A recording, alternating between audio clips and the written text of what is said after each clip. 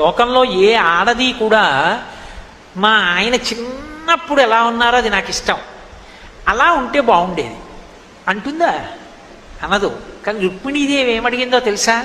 మీరు పెద్దవారు అయిపోయిన తర్వాత ఈ రాయబారాలు, ఈ సారథ్యాలు, ఈ రాజకీయ వ్యూహ రచనలు, అబ్బబ్బా వీటికన్నా మీరు బాలకృష్ణుడిగా ఉన్న లీలలు చాలా బాగుంటాయి.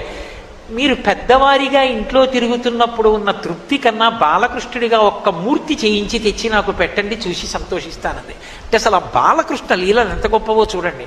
అప్పుడు విశ్వకర్మని పిలిచి చేయించాడు బాలకృష్ణుడి మూర్తిని. ఆ మూర్తే ఒకానొకప్పుడు విదేశీయులు ఓడలో తీసుకెళ్ళిపోతున్నారు, చందనపు దుంగలో పెట్టి తీసుకెళ్ళిపోతుంటే బ్రహ్మాండమైన వర్షం వచ్చి ఓడ ఊగిపోతుంది. ఓడ ఊగిపోతున్న సమయంలోనే మధ్వాచార్యుల వారు ఒడ్డున వెళ్ళిపోతున్నారు.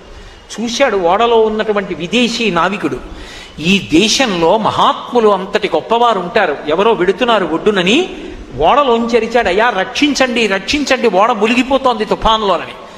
విన్నారు మధ్వాచార్యుల వారు. ఉత్తరీయం తీసి ఒక్కసారి ఇలా ఊపారు, అంతే తుఫాన్ ఆగిపోయి ఓడ నిలబడింది.